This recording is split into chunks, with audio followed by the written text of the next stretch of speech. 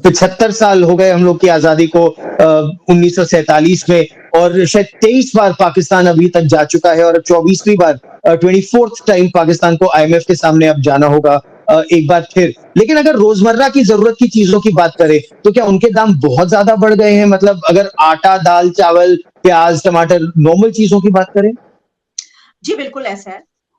ये तो डॉलर जो है वो आउट ऑफ कंट्रोल हो चुका है। आपको पता है कि 290 से ऊपर वैसे तो 285 कहा जा रहा है लेकिन 290 से ऊपर कोई डॉलर पे बात नहीं कर रहा। क्योंकि आप जानते हैं कि जब ऐसी सिचुएशन होती है तो फिर मार्केट तो इसी तरीके से डील करती है। हुकूमत बेशक कहती रहे लेकिन जब आप कुछ खरीदने या करने जाएँगे डॉलर की बात करेंगे तो वो आपको कहेगा आगे से कि जनाब हम तो आपको 300 का देंगे, हम तो 290 मतलब इसी तरीके से चलता है ना। हुँ, जब डॉलर की हुँ। सिचुएशन ये है कि जो पाकिस्तान की अवाम है, उसको तो डॉलर से कोई लेना-देना नहीं। उसे नहीं पता कि हुँ। डॉलर ऊपर जाएगा तो ये होगा, नीचे जाएगा तो ये होगा। वो तो खरीदनी है दाल, उनको लेना है आटा।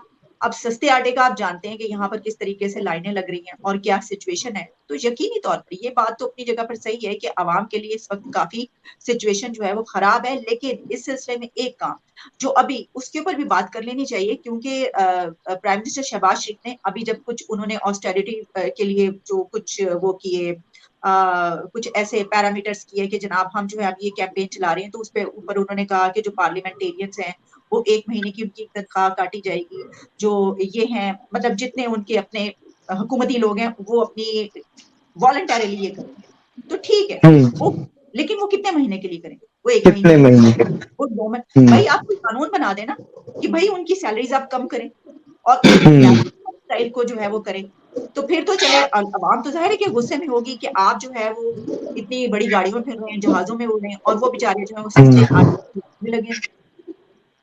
तो पाकिस्तान की सेना की भी मतलब पाकिस्तान की आर्मी का भी बजट कम करने की बात हो रही थी, आईएसआई का बजट कम करने की बात हो रही थी, तो क्या ये असल में होगा या ये केवल दिखावा है कि थोड़ा-सा कम कर देंगे, लेकिन सही मायने में नहीं करेंगे?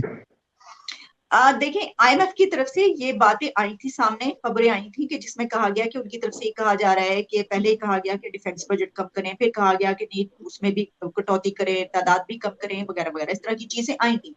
लेकिन अगर आपको याद हो, तो कुछ अर्सा पहले बल्कि जिस वक़्त इंडिया और पाकिस्तान के बीच एलओसी का मामला चल रहा था और उस वक़्त ये कहा जा रहा था जिस वक़्त army chief general Qamar Javed Bajwa थे।